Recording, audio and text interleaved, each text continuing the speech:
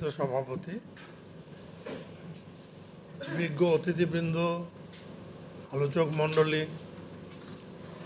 এবং উপস্থিত সুধী মণ্ডলী, আসসালামু আলাইকুম রহমতুল্লাহ বারাকাতুহু। উদ্যোক্তাদের মোবারকবাদ জানাই যে তারা অত্যন্ত জটিল একটি ব্যাপার নিয়ে সেমিনারের চেষ্টা করেছেন। জটিল এই জন্য বলছি, শুধু বাংলাদেশ নিয়ে চিন্তা করলে পৃথিবী বোঝা যাবে না। অবক্ষয় যে বাংলাদেশে হয়েছে সেটা আমি স্বীকার করতে রাজি না। সারা বিশ্ব জুড়ে অবক্ষয় হয়েছে কয়েকটা কারণে। একটা হলো মানুষ যে মানুষ, এটা মানুষ অনেক ক্ষেত্রে বুঝতে পারছে না। দ্বিতীয়ত হচ্ছে মানুষের অস্তিত্ব সৃষ্টি জগতে কোন পর্যায়ে রয়েছে সে সম্পর্কেও মানুষ অনেক ক্ষেত্রে অনভিজ্ঞ রয়েছে। তৃতীয়ত হচ্ছে কতগুলো রং কনসেপ্ট মানুষকে অন্যদিকে ধাবিত করছে। তার মধ্যে একটা হচ্ছে মানুষকে পশু দিয়ে ওজন করার চেষ্টা করা হচ্ছে। Human being is nothing but A rational animal, এই একটা থিওরি এনে মানুষকে তার লাইন থেকে বিচ্যুত করার চেষ্টা করা হচ্ছে। আরেকটি কথা হচ্ছে, আমরা খুব সারা বিশ্বের লাফালাফি করছি মানব অধিকার নিয়ে। মানব অধিকার ইজ এ রং কনসেপ্ট। মানুষকে পৃথিবীতে অধিকার নিয়ে উপভোগ করার জন্য মানুষকে পাঠানো হয়নি। মানুষকে পাঠানো হয়েছে কর্তব্য দিয়ে। অ্যাংলো সেক্সন জুরিসপ্রুডেন্সে right is a prime thing, duty is corollary to the right. অধিকারটা হচ্ছে পয়লা, তার পেছনে কর্তব্য ছুটবে। কিন্তু ইসলামী জুরিসপ্রুডেন্সে duty is first, right is corollary to the duty. মানুষ পৃথিবীতে এসছে কর্তব্যের জন্য। আপনি পৃথিবীতে চলে এসছেন, এই পৃথিবীর থেকে অক্সিজেন নেওয়ার অধিকার আপনার আছে। আপনার নাক কেউ চেপে ধরতে পারবে না, যেভাবে আসেন না কেন। কিন্তু আপনার কর্তব্য হচ্ছে not to pollute the air. যে এয়ারটা আল্লাহ সুবহানাহু ওয়া তাআলা দিয়েছেন, যার মাধ্যমে আপনি বেঁচে থাকার ব্যবস্থা করছেন, সেই এয়ারটাকে পলিউট করবেন না। এটা হলো আপনার first duty. Right will follow. সারা বিশ্বকে এটার মধ্যে আছে। আমরা উন্নত বিশ্ব নিয়ে চিন্তা করছি, যাদেরকে উন্নত বলেছি তাদের মন মানসিকতা কি মানবিক মূল্যবোধের মধ্যে রয়েছে? আমি শুধু বাংলাদেশকে দোষে লাভ কি? অবক্ষয় তো হবেই। ঊনবিংশ শতাব্দীতে মানুষ একটা শত্রু নিয়ে চিন্তিত ছিল, সেটা হচ্ছে বুলেট। বুলেটটা মানুষের একটা শত্রু ভাবত এবং সেটাকে প্রতিহত করার নানান চেষ্টা করেছে। বুলেটটা যারা তৈরি করেছিল মানব শত্রুকে প্রতিহত করার, সেই বুলেটটা বিবেক দিতে পারে নাই। বিবেক দিতে না পারার জন্য বুলেট যার কাছে যায় তার কথা শোনে। সেই বুলেটকে প্রতিহত করার জন্যে চিন্তকরা ব্যালট আনলেন, যে ব্যালট দিয়ে বুলেটকে কন্ট্রোল করা যায় কিনা। ব্যালটের মাধ্যমে ভালো ভালো লোক সংগ্রহ করে তাদের কাছে বুলেটের কন্ট্রোলটা দেওয়া যায় কিনা। আলটিমেটলি দেখা গেল বুলেট অ্যান্ড ব্যালট তাদের মধ্যে বন্ধুত্ব হয়ে গেছে, কন্ট্রোল করা সম্ভব হচ্ছে না। পরবর্তী পর্যায়ে কি দাঁড়ালো, যে বুলেটের একটা বাজার আছে। এই ওয়ার্ল্ডে যত চুক্তি হয় যুদ্ধাস্ত্র নিয়ে, যুদ্ধ সামগ্রী নিয়ে, কেউ রিসিট দিয়ে কেনে না, কেউ রিসিট দিয়ে বিক্রিও করে না। মানুষের জীবনটা কন্ট্রাক্টে গ্যারেন্টি থাকে, একটু 19-20 হবে, পুট করে মেরে দেবে। আজকে সেই বাজারটাকে চাঙ্গা রাখার জন্যে আরেকটা জিনিস চলে এসছে, সেটা হচ্ছে মাদক। অর্থাৎ যতক্ষণ বিবেক থাকে অতক্ষণ নেশান ঠিক করা যায়, পাগলের নেশান ঠিক হয় না। কিন্তু যে মুহূর্তে টার্গেট গুলিটা ছুঁড়বেন, ট্রিগারটা টানবেন, সেই মুহূর্তে যদি বিবেক থাকে তাহলে ট্রিগারটা টানাও যাবে না।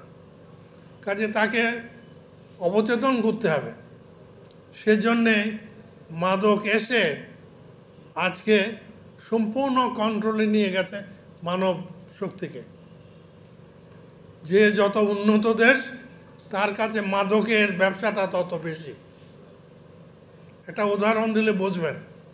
আমি অ্যাপেলের ডিভিশনের জাজ, চেম্বার জাজের দায়িত্বটা যতদিন আমি ছিলাম আমার উপরে ছিল। অ্যাটর্নি জেনারেল হঠাৎ দৌড়িয়ে এসে বললো যে মাই লর্ড, আমার একটা আর্জেন্ট অ্যাপ্লিকেশন আছে। কি ব্যাপার? এরকমভাবে একটা আমেরিকান মেয়ে অ্যাবাউট 21 ইয়ার্স এজ ঢাকা এয়ারপোর্টে 2 কেজি হিরোইন নিয়ে ধরা পড়ল। সেশন জাজ তাকে ট্রান্সপোর্টেশন ফর লাইফ দিয়ে দিল কনভিকশন দিয়ে। হাইকোর্ট একটা অ্যাপিল করে, কিভাবে হাইকোর্ট সেই অ্যাপিল অ্যালাউ করে তাকে খালাস দিয়ে দিল। কাজে দৌড়িয়ে এসছে যে এটাকে একটা স্টে অর্ডার দিতে হবে, এই মেয়েটি বেরিয়ে গেলে কিন্তু আর ধরা যাবে না।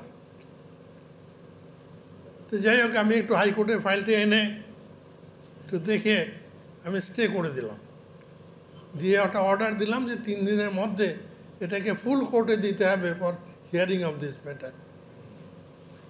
তো যখন ফুল কোর্টে আসলো, ব্রাদার জাজরা তারাও আমার সঙ্গে একমত যে একটা পুড়িয়া হয়তো একটা ধুমা টানে, তার জন্য 10 বছর জেল দিয়ে দিই, আরে হাজার হাজার লোকের চরিত্র নষ্ট করছে, তাকে এভাবে ছেড়ে দেওয়া কি ঠিক হবে? আমার সঙ্গে সবাই একমত। আমরা তাড়াতাড়ি অ্যাপিলটা শুনে, অ্যাপিলটা অ্যালাউ করে, হাইকোর্টের জাজমেন্টটা স্যাটিসফাইড করে আমরা সেশন জাজের জাজমেন্টটাকে রেস্টোর করে দিলাম। আমি ব্রাদার জাজকে বললাম যে ভাই, আমরা যতই করি না কেন আমার সন্দেহ হচ্ছে যে রাখা যাবে না। বলে কেন? বলে দেখেন না কি দাঁড়ায়। আমরা রায় দেওয়ার 4 দিনের মাথায় কংগ্রেসম্যান চলে আসলো, এসে প্রেসিডেন্টকে দিয়ে অ্যামনিস্টি করিয়ে মেয়েটাকে নিয়ে চলে গেল। কাজে কোন পর্যায়ে ওয়ার্ল্ডের এগুলো চলছে আমরা উপর দিক দিয়ে যাই দেখি না কেন, বাংলাদেশকে দোষে কি লাভ আছে? আজ বিগত 50 বছরের উপর থেকে ষড়যন্ত্র চলছে। ইন্ডিয়ান 7 সিস্টার্স আরও কিছু মিলিয়ে, হিল ট্র্যাক্ট মিলিয়ে একটা ক্রিশ্চিয়ান স্টেট করা হবে, এটা জানা না? আজকে ইন্ডিয়ান প্রবলেম হলো এটা। ইন্ডিয়া কেন এত মাথা ব্যথা, এদিক দিয়ে রেল নয়, ওদিক দিয়ে রাস্তা করো, এটা ইন্ডিয়ান হেডেক। আমি ইন্ডিয়া থাকলে আমিও তাই করতাম।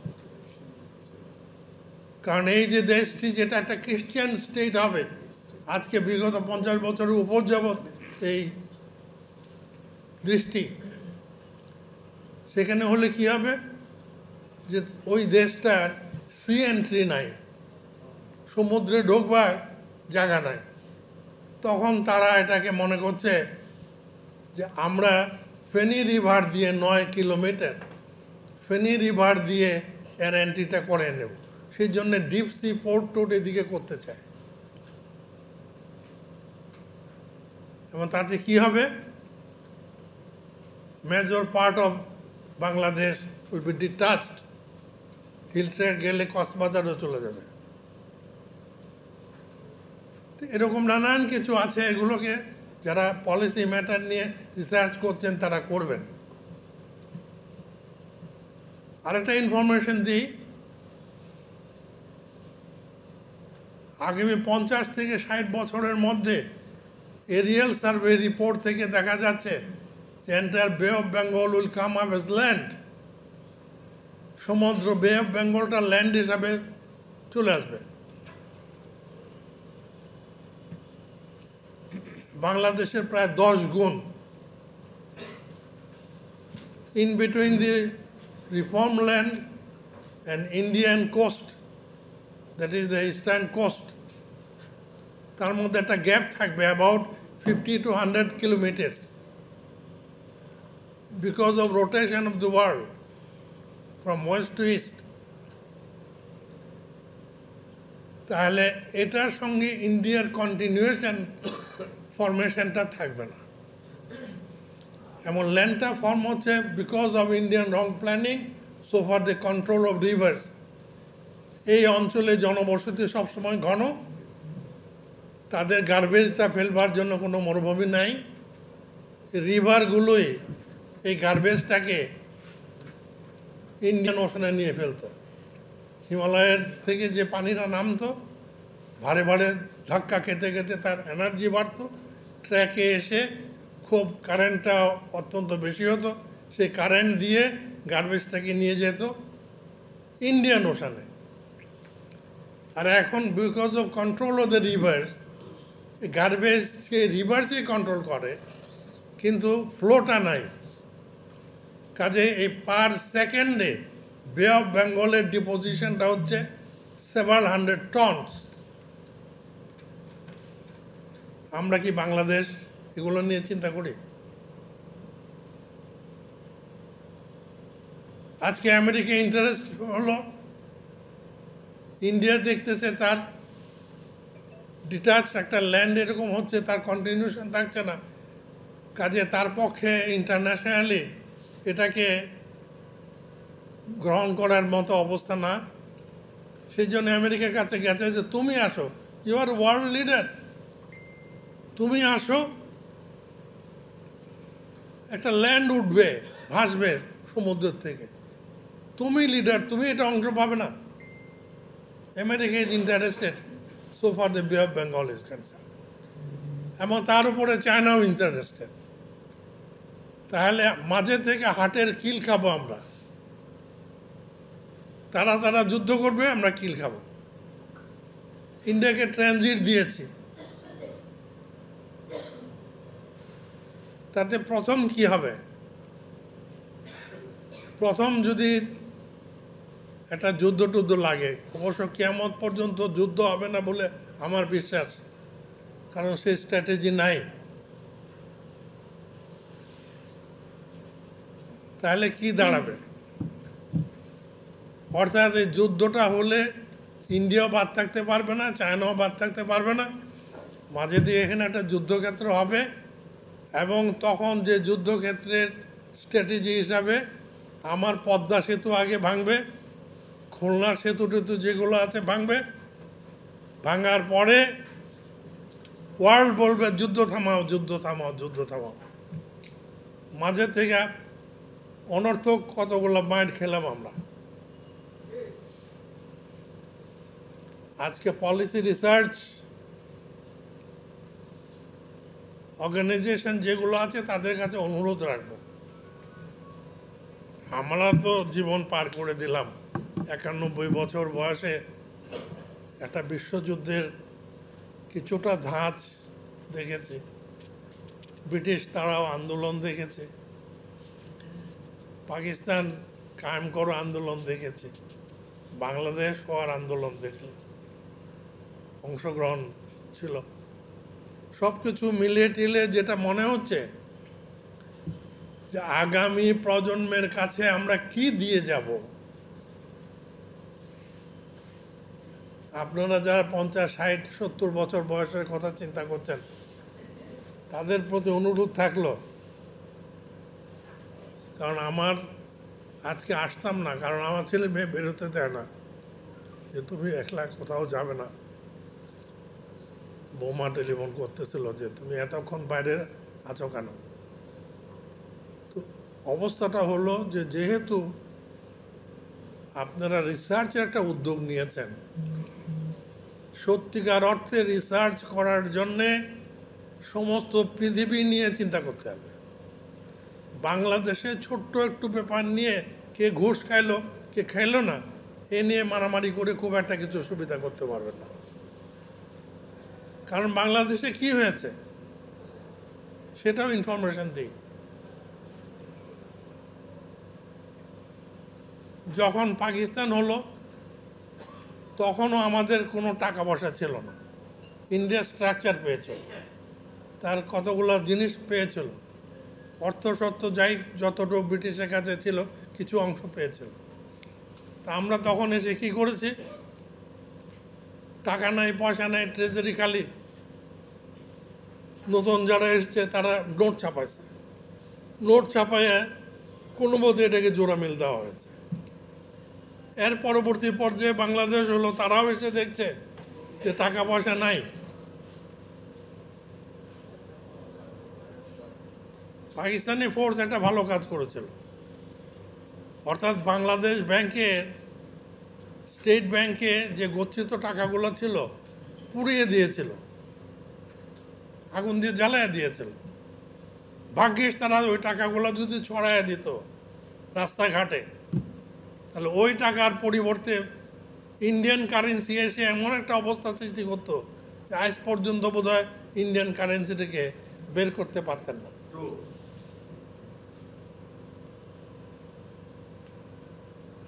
তারপরে বাংলাদেশ হওয়ার পরেও এসেছে ট্রেজারি খালি, নোট ছাপাইছে। আগে বাইরে ছাপানো হতো, এখন নিজেদেরই টাকশাল আছে, যেই আসে সেই নোট ছাপায়। ছাপাতে ছাপাতে এখন অবস্থা কি দাঁড়িয়েছে,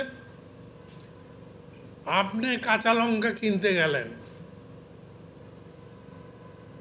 50 গ্রাম কি 100-200 গ্রাম কাঁচা লঙ্কা কেনার পরে আপনি যখন 1000 টাকার নোট বের করে দিচ্ছেন, তখন দোকানদার ভাবছে আমি তো ভুল করেছি, আর 200 টাকা বেশি চাইলেও সে কিনতো। এই করতে করতে আপনার কারেন্সির 12টা বাজিয়ে দিয়েছে। একটা গল্প আছে, আমার সিনিয়র বলতেন ডক্টর আলিমুর রাজি, যে যখন এই দেশে ইনভেস্টমেন্টটা ছিল, কিছুটা ইনভেস্টমেন্ট ছিল বিফোর বাংলাদেশ হওয়ার আগে আমেরিকান ইনভেস্টমেন্ট ছিল। Because of wrong policy America lost. Russia, তার কোনো ইনভেস্টমেন্ট ছিল না, তারা অনেকগুলো সেলিব্রেশনের কাজ টাজ পেয়ে তারা সেটা দিয়ে কাজ চালিয়ে গেছে। এখন সিআইএর কিছু লোক ব্রিফকেস ভর্তি ডলার নিয়ে বাংলাদেশে আসলো, হোটেলে থেকে। তারা বলছে আমি অমুক কোম্পানি ম্যানেজিং ডাইরেক্টর, অমুক কোম্পানির চেয়ারম্যান, এই বিধ্বস্ত বাংলাদেশকে গড়বার জন্য আমরা আমাদের কোম্পানিকে নিয়ে আসছি, আমার কোম্পানির এক্সিকিউটিভরা থাকার জন্য জায়গার দরকার। তারা হাই অফিসিয়ালদের বাড়িগুলা ভাড়া করার চেষ্টা করলো, হাই অফিসিয়ালদের বাড়িগুলা ভাড়া করে গিয়ে বলছে যে তখন বিদেশি গেছে, বাড়িওয়ালা একটু ডাবল ভাড়া চেয়েছে, যেটা 5,000 টাকা ছিল 10,000 টাকা চেয়েছে। তো বলছে no, that is below standard, my company will not accept it. কাজে আমি তোমাকে 50,000 টাকা ভাড়া দেব 3 বছরের অ্যাডভান্স, তুমি এই সব চেঞ্জ করে দিবে, কমর টমর যা আছে হ্যান ত্যান আছে অমুক সমুক আছে এগুলো চেঞ্জ করে দিবে। তার মাথাটা খারাপ, দোকানে দৌড়াইছে, আমার এতগুলো কমর লাগবে, এতগুলো বেসিন লাগবে, এই লাগবে সেই লাগবে। দোকানদার ভাবছে সবার বাড়িঘর বিধ্বস্ত, তারা সেটাকে রিকনস্ট্রাকশনের জন্য চেষ্টা করে, আরে ভদ্রলোক এত কমোড আর বেসিন দিয়ে কী করবে। তো সেও বলছে যে আচ্ছা ঠিক আছে, বলে money is not the question, question the matter. সে 10টা চেয়েছে, 3টা দিয়ে বললো যে আজকে তো পাওয়া গেল না, কালকে আবার খুঁজে বের করতে হবে। কালকে এসে বলছে দাম ডাবল, বলে দামের জন্য কিছু আসা যায় না। এরম করতে করতে সমস্ত বাজারের দাম আস্তে আস্তে বাড়তে থাকলো। তো ভদ্রলোক এক মালিক তার ভাড়াটিয়ার জন্য অনেক চেষ্টা করেছে, কিন্তু টয়লেট পেপার পায় না, বাজারে নাই। নিউ মার্কেটে গিয়ে 2টা প্যাকেট পেয়েছে, রিল পেয়েছে। তো সেই দোকানদারও ট্যাটন, সে দাম চেয়েছে অনেক বেশি, 200 টাকা। তো সে মনে করলো যে এত কষ্ট করে এই টয়লেট পেপারে খুঁজে বের করলাম, যাকে বাড়ি ভাড়া দিলাম তাকে সঙ্গে নিয়ে যাই, নিয়ে দেখাই যে তোমার জন্য এত কষ্ট করলাম তেন। তো তাকে নিউ মার্কেট নিয়ে গেছে। তো নিয়ে গিয়ে বলে যে দেখো, এত চেষ্টা করে আমি টয়লেট পেপার নাই, তবু জোগাড় করেছি। How cost? 200 টাকা। তো ওই ভদ্রলোক বলতেছে 200 টাকা দিয়ে যদি তুমি এই ব্যালট আরে টয়লেট পেপার কেনো, তাহলে what is the wrong to use the currency note instead of this toilet paper? Toilet paper ব্যবহার না করে কারেন্সি নোটটা ব্যবহার করো। You have made the currency in such a position. কারণ অসুবিধা হলো এটা, বাংলাদেশ হওয়ার পরে যারা ফাইন্যান্স মিনিস্টার হয়েছে, যারা টপ র্যাঙ্কিং ব্যাংকের অফিসার হয়েছে, তাদের মধ্যে ইকোনমিক্সের লোক খুব কম ছিল। অ্যাকাউন্ট অমুক সমুকের লোকজন ছিল। কারেন্সিটাকে আজকে অবস্থা করেছে যে আপনার কারেন্সি নিয়ে দাঁড়াবার মতো অবস্থা না, যে কোনো জায়গায় গেলে আপনি বেজ্জত হচ্ছেন। এই সমস্ত ব্যাপার নিয়ে যে রিসার্চ করা দরকার, এটা করবেন। আজকে ল্যান্ড উঠবে বে অফ বেঙ্গল, আমার কোনো একটা ইউনিভার্সিটিতে ওশানোলজির কোনো সাবজেক্ট নাই। আমার ওশানকে স্টাডি করার মতো অবস্থা কেউ চিন্তা করে না।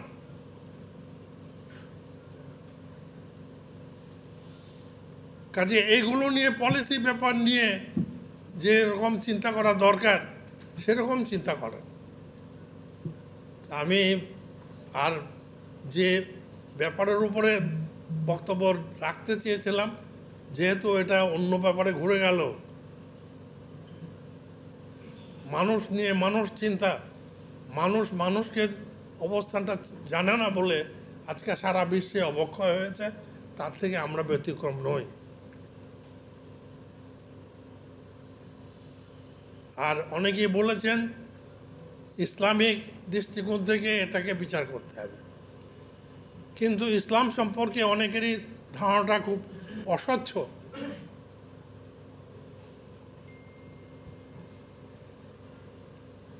যদি জিজ্ঞাসা করি ইসলামের বয়স কত, কি উত্তর আসবে? 3টা বক্তব্য পাওয়া যায়। একটা হলো আদম আলাইহিসসালাম ভুল করলেন, আল্লাহ সুবহানাহু ওয়া তাআলা রাগ করে বললেন যে তুমি দুনিয়াতে পৃথিবীতে চলে যাও, তোমাকে এখানে পাঠিয়ে দেওয়া হলো যে আমি কিভাবে চলবো, যে কিছু দিলাম আর কিছু পাঠাবো, সেইভাবে চলবো। এটা থেকে ইসলাম। আরেকজনে বলছে যে না, এটাও না, কারণ আদম আলাইহিসসালামকে শাস্তি দিয়েছিলেন। হযরত ইব্রাহিম আলাইহিসসালাম, যাকে সমস্ত ইউনিভার্সের মহাবিশ্বের অ্যাডমিনিস্ট্রেশনটা কিভাবে চলছে এটা দেখিয়েছিলেন, কোরআন আল কারীমে আল্লাহ সুবহানাহু ওয়া তাআলা উল্লেখ করেছেন। তখন থেকে ইসলাম শুরু হয়েছে। আরেক দল বলে যে না, এটাও ঠিক না, আখেরি নবী মুহাম্মদ রাসূলুল্লাহ সাল্লাল্লাহু আলাইহি সাল্লামের নবুয়ত প্রাপ্তির সময় থেকে ইসলাম শুরু হয়েছে।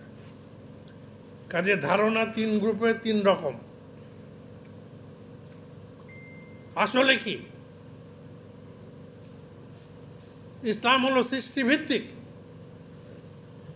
আল্লাহ সুবহানাহু ওয়া তাআলা যে মুহূর্তে সৃষ্টির মাধ্যমে তার ক্ষমতা, তার কুদরতকে প্রকাশ করার ইচ্ছা পোষণ করলেন, সঙ্গে সঙ্গে কুন হয়ে গেল ফায়াকুন।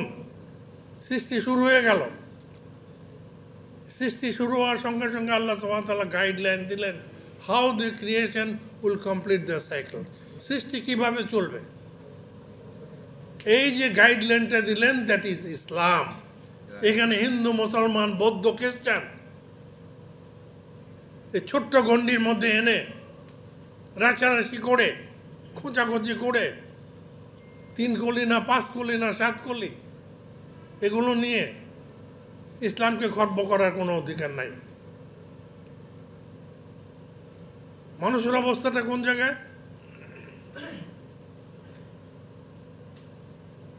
আল্লাহ সুবহানাহু ওয়া তাআলা মানুষকে সৃষ্টি করেছেন, অন্য সৃষ্টিকে পূর্ণ করার পরে মানুষ সৃষ্টি করেছেন।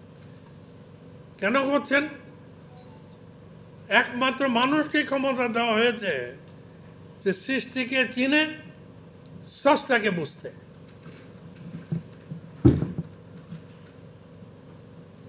কাজে মানুষ সৃষ্টি হচ্ছে আল্লাহ সুবহানাহু ওয়া তাআলার কাছে অত্যন্ত জরুরি ব্যাপার। হাদিসে কুরসিতে আল্লাহ সুবহানাহু ওয়া তাআলা বলেন, আল ইনসানু সিররি ওয়া আনা সিররুহু, মানুষ আমার রহস্য, আমি মানুষের রহস্য। বড় আঙ্গিকে চিন্তা করলে এই ছোটোখাটো জিনিস, কে চুরি করলো, কে টাকা মেরে দিল, কে অমুক করলো তমুক করলো, সারাক্ষণ দেখি। আমি আর পত্রিকা এখন খুলি না, খুললেই গালাগালি ছাড়া আর কিছু নাই। অন্য নিউজ পড়াও খুব দুরূহ ব্যাপার। কাজে মানুষ সম্পর্কে জানে না, মানুষ ইসলাম সম্পর্কে স্বচ্ছ ধারণা নাই, ছোটোখাটো জিনিস নিয়ে তর্ক করে। আজকে রিসার্চারদের কাছে অনুরোধ থাকবে, এই রিসার্চগুলো সৃষ্টি জগতে মানুষের পর্যায়টা কোন জায়গায় রয়েছে, whether you can understand, you can appreciate the position of the human being so far the total creation is concerned. যদি বুঝতে পারেন তাহলে ছোটোখাটো জিনিস নিয়ে কথা বলবেন না, হাই রিসার্চে চলে যাবেন এবং সেটা দিয়েই সলভ হবে। আল্লাহ সুবহানাহু ওয়া তাআলা সেভাবে পরিচালনা করবেন, সেভাবে মানুষকে ইন্টেলেক্ট দিয়েছেন। মানুষের ব্রেনটা কি সাংঘাতিক জিনিস। সুতরাং এই জিনিসগুলো নিয়ে সুন্দরভাবে রিসার্চ করেন, রিসার্চ করে অগ্রসর হন। অনেক জিনিস বাকি রয়েছে। আল্লাহর সৃষ্টি এই মহাবিশ্ব সম্পর্কে বিজ্ঞানীরা বলেন মাত্র 4% আমরা জানতে পেরেছি আপ টিল নাও, আর 96% এখন আমরা জানি না। পানিটা কি এটাই তো আমরা জানি না এখনো। বিজ্ঞানের এত দৌড়ের পরেও পানি সম্পর্কে খুব কম জ্ঞান আমাদের আছে।